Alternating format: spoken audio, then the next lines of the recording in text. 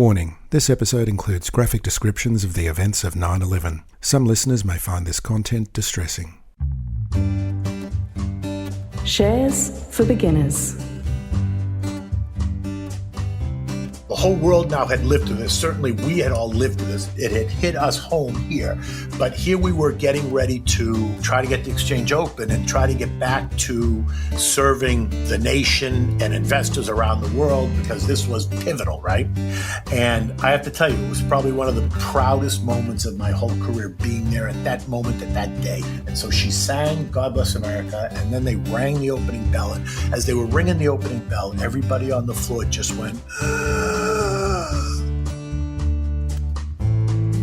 G'day and welcome back to Shares for Beginners. I'm Phil Muscatello, and you might remember a couple of episodes ago I was speaking with Kenny Polcari of Case Capital, and we left on a bit of a cliffhanger. We were doing a history of the New York Stock Exchange in the first couple of episodes of this little mini-series.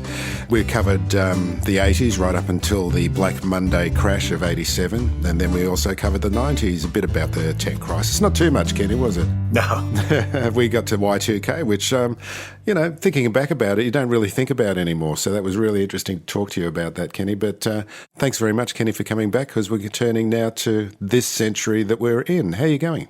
I'm good. A lot has happened this century, and a lot has happened to change the face of the U.S. markets. And it started really right after the turn of the century. Once we made it through the turn of the century and the world didn't blow up, it was all good, was that the country had to make the next move. And the next move was really the modernization of the U.S. capital markets, which meant now we were going to start that transfer from open outcry, human-based fractional trading to a much more automated handheld technology, auto delivery, auto execution marketplace that would be defined by decimalization. And so ultimately, by the time we got it all converted, then you could immediately see what technology was going to do. And remember, here's the other thing I said to you, and then we're going to get it. You'll understand this better. Up till this point, technology was being used to create efficiency. Technology wasn't being used to create stability and security as the one and two positions. Stability and security were certainly part of the equation, except efficiency was always at the top of the list. How can we make it more efficient? How can we make it faster? How can we eliminate jobs and make it more efficient? Which was exactly what technology does across the range of any industry that they start to use technology. It makes it more efficient. And so in this case, the efficiency was in order delivery, order execution, right? That the computer could do the executions, and therefore there wouldn't be any errors in price or errors in amount of shares because it was all automated. And then you could start to see immediately how it was going to affect the role of the broker. And you could see the pressure on the broker then, because clearly now the computer was doing all the work of the human being. All the things that the broker on the floor used to do manually was now being automated. And it wasn't necessarily completely smooth. It was kind of a rough patch as the technology kind of developed. Anyway, so now so that all happened by the summer of 2000, and now we're well into 2001. And then what really happened, in fact, that changed the world and changed certainly U.S. capital markets were the events of 9/11. And I say this to you because people really need to understand, because what people didn't understand was, in fact, the real risk to the system. Because yes, and trust me, I'm not talking out of school here. I had an office on the 55th floor of the second tower. I looked right out my window, right over the Hudson River. That second plane, if you watch it on TV, went right through my office. The fact I'm even sitting here talking to you is a miracle, because I should be dead, and why I'm not is a whole nother story. And it's only by the grace of God that I'm sitting here talking to you, because there were plenty of people that I know who were in the same position as me. They were at work, they were in the building, but they didn't get a call at the last minute to come to breakfast the way I did, which is the only reason I'm sitting here talking to you. Can I just ask one question here? I just want to put a bit of context here. Previously, you'd been working on the floor of the New York Stock Exchange. Where was that? Was that on Wall Street? Yes, the exchange is on Wall Street. I was in the Trade Center, which was just 2.5 blocks away on the west side. That was where my office was. So I would go to my office in the morning. That's where I had all my books and records and all that stuff. I would typically leave the World Trade Center at about 5 minutes to 9 in the morning, come down the elevator and walk across the street and actually go to work on the exchange all day. Putting on your armor and your helmet as you go in. Right. And then at the end of the day, if I needed to, I would go back to my office at the World Trade Center. And so on that day, when the event happened, right, when the first plane hit the tower, and then the second plane hit the tower, it was like a day, certainly a day that I'd never experienced in my life, because I don't live in a country where bombs are falling. Every time you turn around, there's another bomb. So the sound of the planes hitting the building was exactly what it must sound like in a country that's being bombed, because the explosion and the force of it and the sound of it, everything was I can only imagine is what that's like.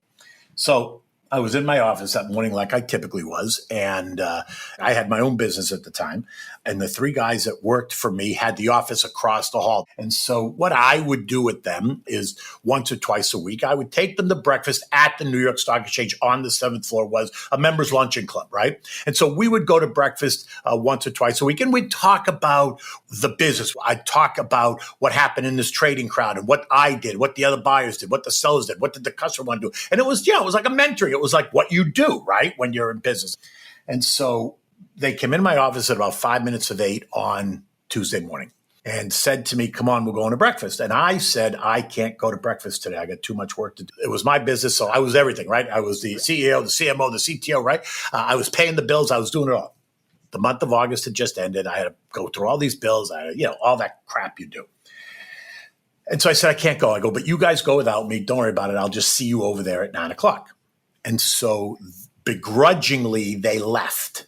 And they get downstairs and they start walking across the street to the exchange. And it was an absolutely spectacular day. And I'm still upstairs on the 50th floor in my office. And for some reason, one of the three guys had a bug up his ass that just said, I'm going back up to get Kenny. He comes back upstairs and he sticks his head in my office. He goes, listen, Kenny, we want you to come to breakfast. And I said, as much as I want to, I can't. I got too much work to do. But he wouldn't take no for an answer. And he finally said to me, listen, we will come back at the end of the day and we will help you do whatever it is you need to do. Just come to breakfast. I'm 6 feet, 230 pounds. It wasn't like I wasn't hungry. Of course I'm hungry. And so I finally said, okay. So I just picked up and I grabbed my floor jacket. I left everything else behind and we left the office at about 8:20, 8:22, whatever time it was. We get downstairs. Now it's about 8:35. The first building got hit at 8:48. So now we walk from the trade centers over to the exchange. And it used to only take, I could walk to the exchange in 5 minutes, be inside the exchange. Now, the trade centers were west of the exchange, right? They were on the Hudson River. When the first plane hit the building, it hit the north tower going north to south, way up high in the 90s and hundreds. And so the explosion went out the south side of the building. The exchange is on the east side of the building. And we were way down on the 7th floor. I wasn't way up on some 100th floor. I was way down 7th floor. So we were eating breakfast. I had no idea what had just happened. I had no idea that a plane hit the building. I didn't hear it. I didn't feel it. I didn't see it. Nothing. And so we get done with breakfast, we go down, I get in the elevator, get downstairs. And when you are somewhere and there's something has happened, but yet nobody can really tell what it is, and there's commotion everywhere, and people are running around and trying to figure out what happened. That was the tone when I got into the lobby of the exchange. And I looked at the security guard and I go, what's going on? And he said, a plane flew into the side of the trade center. And you almost wanted to laugh because you're thinking to yourself, a plane? How could that possibly happen? It's not like you can't see them. They're the biggest thing in downtown Manhattan. It's a gorgeous day out. And so then your immediate thought was, it was like a little commuter plane. The guy flying it had a heart attack. He flew into the building because it happened in 1946 at the Empire State Building, right into the 86th floor, but it was a small plane. And he goes, no. He said, it wasn't a small plane. It was a jet. And you go, a jet? A jet doesn't fly down the west side of Manhattan. Like, that's not part of the flight path. What the hell's a jet doing on the west side of Manhattan? So then I go, you know what? I better go inside and call my wife because there's all this commotion. This had just happened and nobody really knows what's happening. And the televisions are just starting to report on it. And the TVs that were on the floor are just showing pictures, right? Because there was no sound. You could just see the picture. And you see the building engulfed in flames. And I'm saying to myself, what the hell is going on? So I went to call my wife. Now, it was almost 9 o'clock. Now, I know my wife's schedule. We have 2 daughters, and at the time, my kids were in 9th grade and 6th grade. And I know the schedule. At 10 minutes to 9, 5 minutes to 9, the kids have really basically just gotten off to school. My wife is, getting the house ready for the day, blah, blah. She's not sitting around eating bonbons, right? Watching TV. And so when I call her, She picks up the phone and she's crying. Now, I don't know why she's crying. I haven't figured it out yet, right? I said, Evelyn, you got to turn on the TV. And she starts screaming at me, where are you? Where are you? And I go, I'm at work. Where are you? Because I'm still not getting it, right? She's trying to catch me as if I'm lying. Like, where are you? Where are you? And I'm like, I'm at work. I go, but Evelyn, you have to turn on the TV. Well, unbeknownst to me, what had happened when the first plane hit the first tower, friends of mine who also worked in New York City, who worked in other parts of New York City, who saw this on TV and knew that I had an office in the Trade Center, had called my wife and said to her, have you spoken to Kenny? What building is Kenny in? What floor is Kenny on? And my wife said, why? And they said, turn on the TV. So now she turns on the TV and now she sees this. Then you go into panic mode, right? Because now she can't remember which building I'm in. She can't remember what floor I'm on, but she's almost in shock, right? Looking at the TV. And so she calls my office. Now, I wasn't there, right? So the phone rang and rang and rang. There was no answer. And then she calls down to the floor of the New York Stock Exchange to my booth space. And we were upstairs having breakfast. And so the guy next to us in the booth picks up the phone and says, I haven't seen Kenny. Kenny's not here. And so now she starts to panic because she can't really figure out what's going on. She's watching the news like everyone else is watching the news, and she has no idea where I am. So when I come downstairs and call her, naturally, she's on the edge, right? And she's crying and she's screaming at me. And I said, Evelyn, turn on the TV and tell me what's happening. So she starts to tell me that they flew a plane into the Trade Center. Who the hell is they? And then she starts talking about Al-Qaeda. Who the hell is Al-Qaeda? And so suddenly she starts to scream in my ear through the phone because she's now watching the TV and she's watching as the second plane is circling around, coming directly at the second building. Now, I don't know that, right? Because from where I'm standing on the floor, I don't have a TV in front of me, so I don't really know. And suddenly she's screaming. I said, Evelyn, why are you screaming? And suddenly there was this massive explosion because when the second plane came through and hit the building, it came through from west to east. And because it hit in the middle of the building, it was much lower to the ground. And so when the explosion came out the east side of the building, that was towards the exchange, right? Because the exchange was east. And so the sound and the vibration and the force of the explosion was directed straight at you. It was directed, right. And so now I'm standing on the floor on the phone with my wife when it happened, and she's screaming, and suddenly there was this massive explosion, and you could actually feel the building shake. Right now, I'm 2.5 blocks away, maybe 3 blocks away from the Trade Center, but you could feel the building shake. And then suddenly there was, it was probably about 30 seconds. They sounded the alarm at the exchange, and they said everybody's got to get out because this was clearly no longer. This wasn't an accident. This wasn't, a one-off. This was obviously something much, much deeper. And so the fear was that the New York Stock Exchange was next, right? Because when you think about America and you think about developed nations and developed markets, the New York Stock Exchange really represents. It's a symbol. It's a symbol. If it's nothing else, it's a symbol of America. It's a symbol of freedom. It's a symbol of capitalism. It's a symbol of the free world, right? Wherever you are in the free world, it actually is a symbol. You're exactly right. And so no one really understood what was going on. But the fear was, okay, we're next, because if somebody really wanted to make a statement, I mean, look, they made a statement, but had they flown a plane into the exchange, they would have brought this country and really the global financial markets to a standstill. And I'll explain why I couldn't, because in fact, it did happen. So here's what happened. So now the buildings get hit. The lights are still on, the computers are still on, the phones are still on, but the exchange is not opening, clearly, for that day. That's fine. And so we had to evacuate the building. So I evacuated the building. I was on the phone with my wife, and I said to her, listen, I have to get out of this building because they're evacuating it. I said, I want you to do me a favor. I said, I want you to hug the girls and tell them that I love them very much, because I didn't know if I was coming home. I wasn't coming home. I had no idea what to expect when I walked outside in the street. And so I had to hang up. Now, also remember that the antenna for the cell phones were on the top of the first tower. It was a big, huge, massive antenna. And so when the building got hit, that antenna got knocked out. You couldn't get cell service, right? So even though I had a cell phone, the cell phone didn't work. You couldn't connect. And so we walked outside. We walked out the east side of the exchange, and then they forced you to walk east towards the East River naturally because the trade centers were on the west side, and they didn't want people walking west. So everyone was walking east. So I'm walking down Wall Street towards the East River, and it wasn't until I got halfway down, probably right about 40 Wall Street, which also happens to be the Trump building. And you turn from there, at that moment, you could turn and see just the top halves of the trade center because it was just where you were, right? In terms of, the buildings and all that stuff. But you could see the top halves of the trade center. And it was only at that moment that I saw what everybody else in the world was seeing, right? I could see both buildings in flames. I could see the smoke. I could see all that. And the other thing that I could see, and it's etched in my mind, and I can't get it out of my mind. But while I couldn't see that it was you or you or you could see the images of falling bodies, people that were jumping. You could just see them falling. And, and I sat there in the street and I kept rubbing my eyes like, A, you couldn't process it. And B, you thought to yourself, this can't be happening. What I'm seeing can't be happening. But yet, in fact, it was happening. And so I remember at that moment turning around, and then we walked, we were being told to move. So we walked down to the East River, and then I walked north because I lived north of the city. I lived about 50 miles north of downtown New York City. And so the bridges and tunnels all came to a standstill.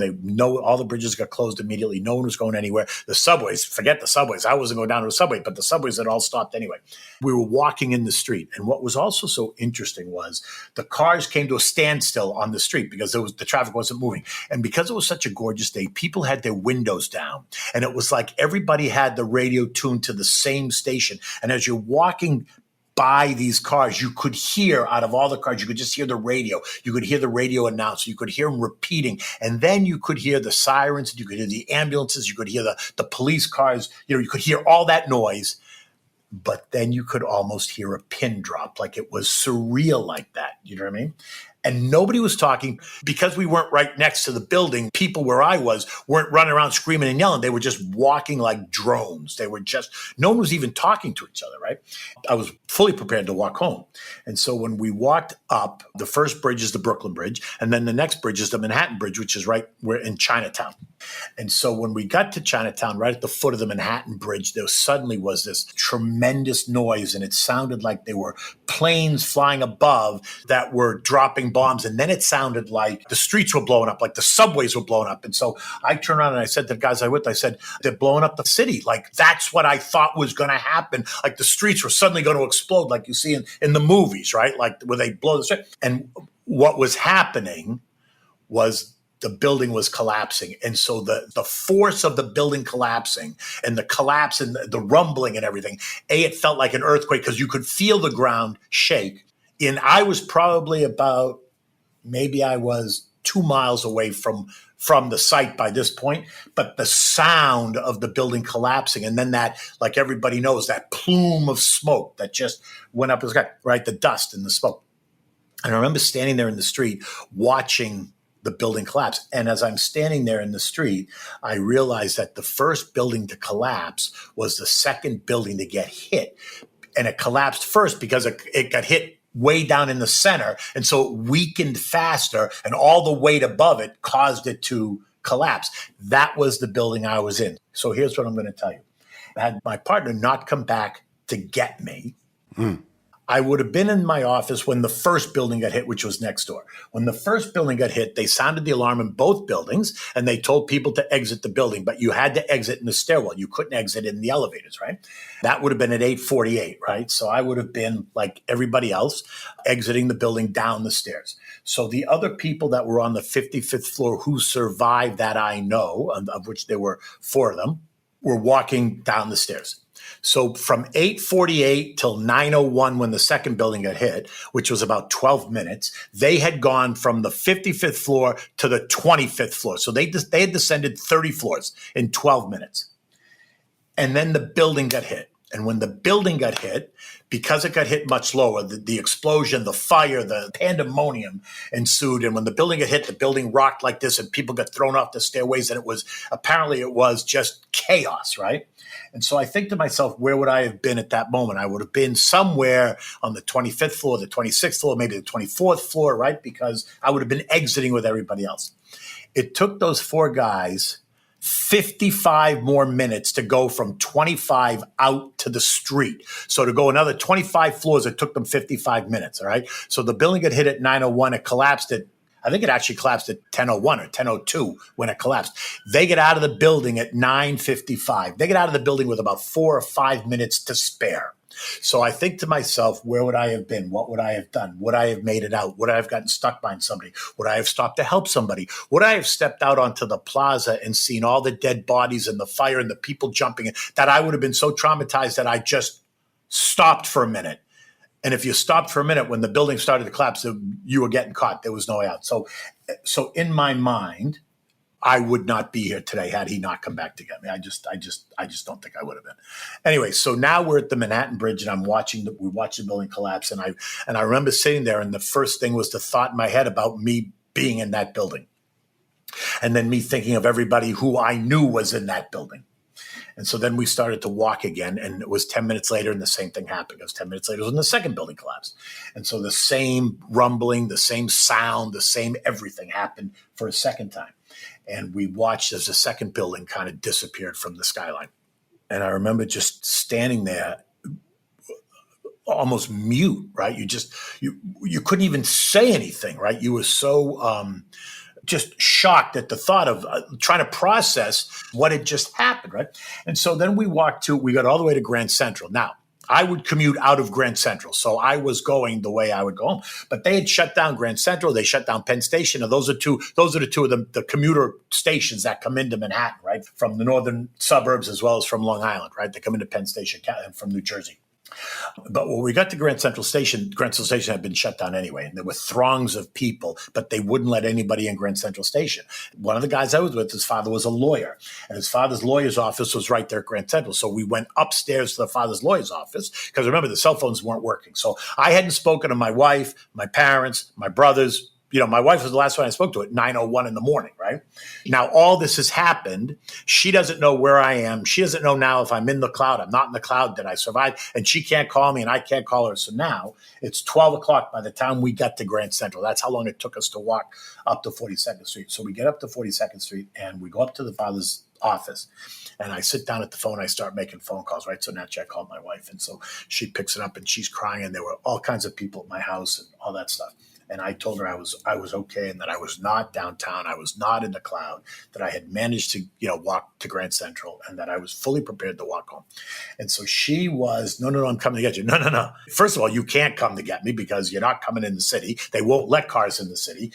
A, and B, you've got the girls and I'm fully prepared to walk home. Don't worry about me. I'll figure it out, right? And so when we came down, they had just started to open up Grand Central again. The city decided that, let's get as many people out of the city as we can get. And so they opened up the train. They opened up the terminal. And so people were just fighting to get in.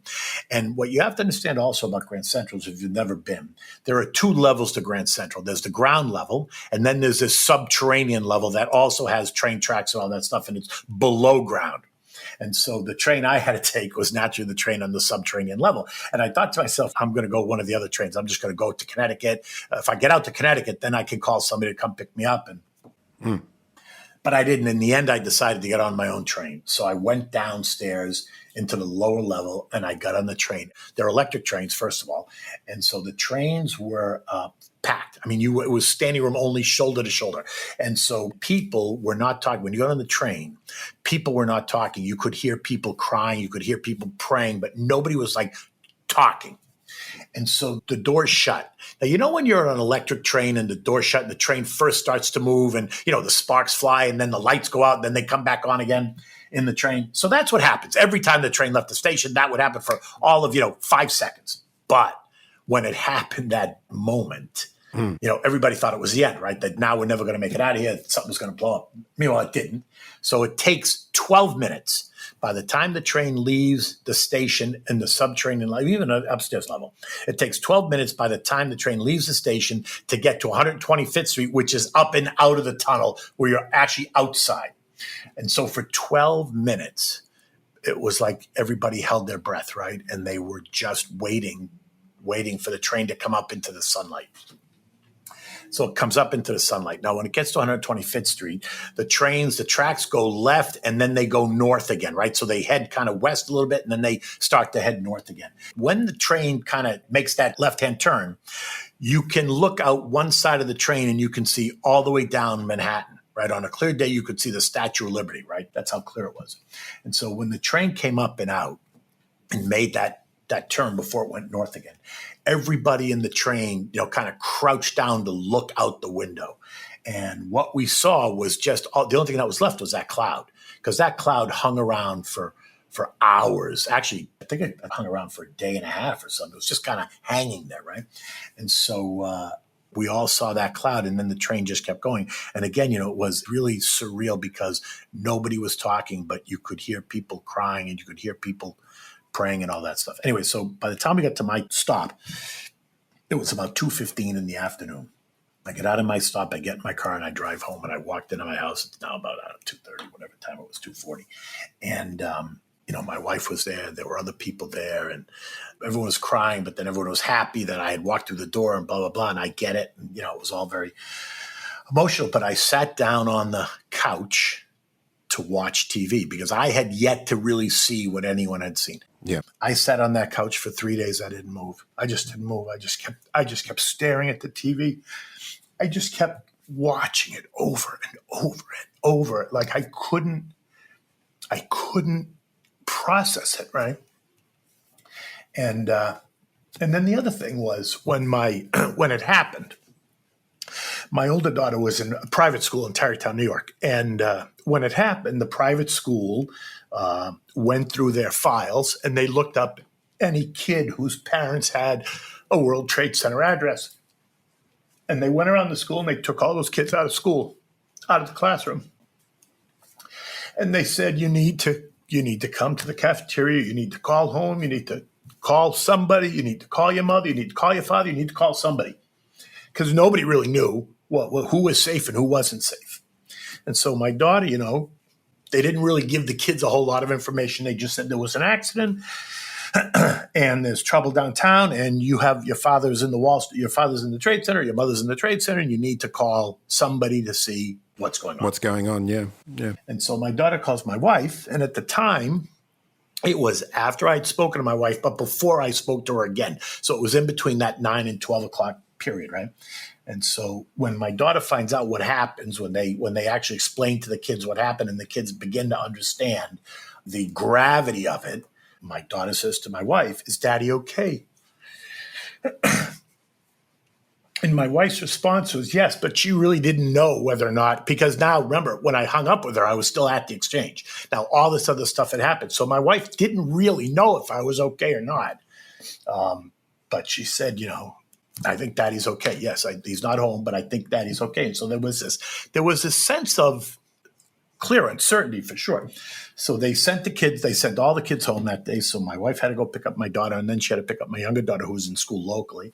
So they went and picked her up, and all the kids got dismissed from school and all that stuff. And so then I got home and I sat on the couch, and I sat on the couch for 3 days. I just stared at the TV. I couldn't even talk. And then what happened was on Wednesday, I got a phone call from my mother. I got a phone call from my dearest childhood friend who called looking for me, talked to me, blah, blah, make sure I was okay, and then said to me, did you hear about Teddy Hennessy? Teddy Hennessy was a friend of ours who we grew up with in town, blah, blah.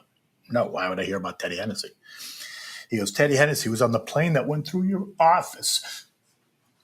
He was a kid that I grew up with that got on the flight going to California from Boston, and he was on the plane that went right through my office. And I thought to myself, we were very good friends with them. Our families were friends and all that stuff. And I thought to myself, can it get any worse, right? And so I said to my mother, I called my mother, I go, how come you didn't tell me? And she said, I couldn't tell you. I couldn't tell you that that had happened because you were having a difficult enough time as it was. So the exchange remained, closed for 6 days. I apologize. No, look, I'm just getting emotional here thinking about it because I just wanted to point out because I know this is emotional and I'm feeling emotional now hearing about it, but you mentioned about the bodies falling out of the building, and that was because they had the choice of either being burnt alive or jumping. Yeah, I can't imagine being faced with that choice because that's exactly right. They were either going to burn or they were going to jump. But that's exactly the choice those people had to make. And it opened after 6 days. Yeah. So now understand. So here's the part that people don't understand is that the exchange now in their move to become this 21st century modern automated exchange, had all these cables and wires and fiber optic cables that ran all the computers and all the telephones and everything on the floor of the exchange. And they all ran through the belly of the Trade Center, right? There was a conduit that ran through the belly of the Trade Center and out the Hudson River and then out to the world, right? That's how the exchange connected to everybody. So when the trade centers collapsed, all those wires got severed. And so now, as 21st century as the exchange was, it was now neutered. It was really essentially, at the moment, it was worthless because it couldn't function. Because even though you could turn the lights on, none of the computers worked. I mean, you could turn the computer on because the electricity worked, but there was no information. There was no connection, right? So it was useless. We had already gone from open outcry to automated trading, number one. But number two, when you think about all the brokers that were in not only the Trade Center buildings, but the buildings all around it that got damaged, there was Merrill Lynch, it was Dean Witter, there was Kenneth Fitzgerald, there was Lehman Brothers, there was, a whole bunch of brokers that were also now, those offices were out of business as well.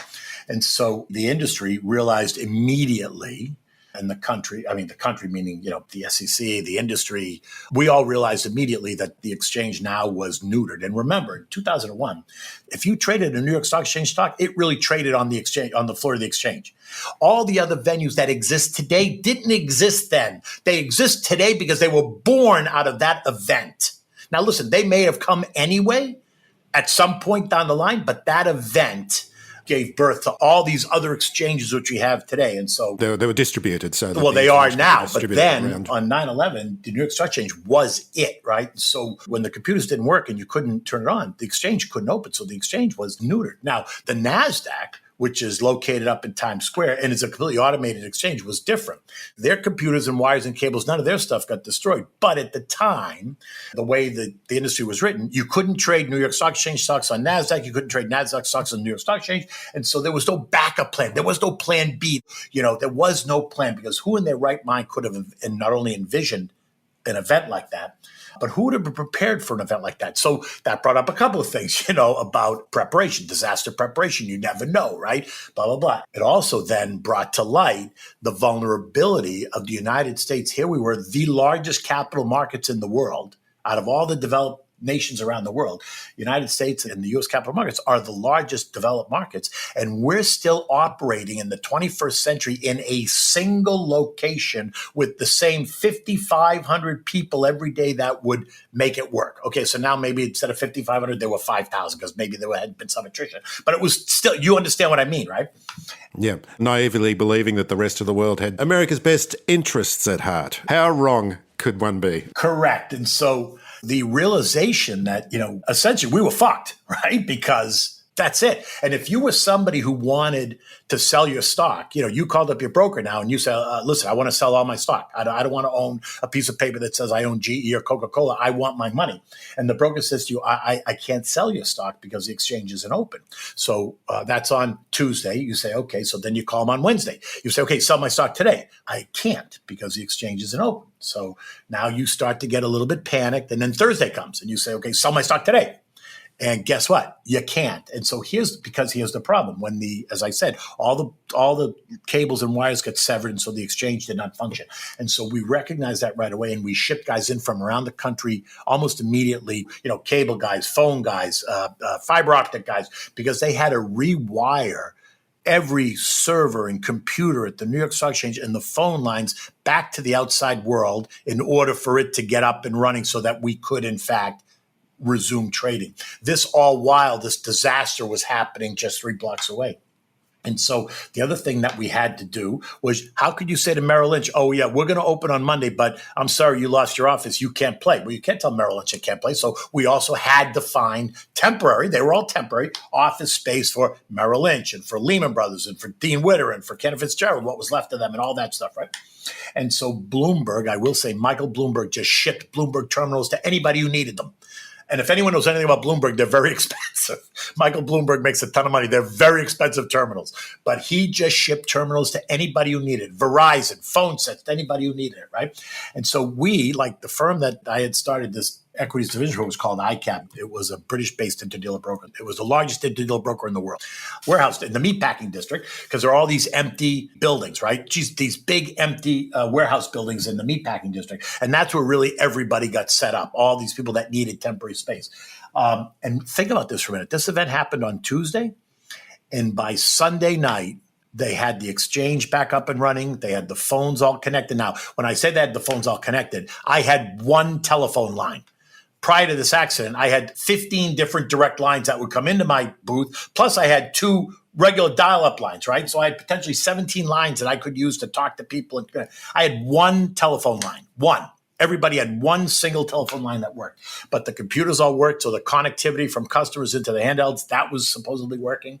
They got Merrill Lynch set up. They got all these other brokers set up. A lot of the brokers also moved their trading to other locations to accommodate, right, during this whole happening. But one way or the other, by Sunday, we were mostly ready to start trading. And so we had to come down on Saturday and Sunday down to the exchange. We had to test the systems. We had to test the computers. They were trying to stress the system on Saturday and Sunday to see if it would fail. Because look, let's not kid ourselves.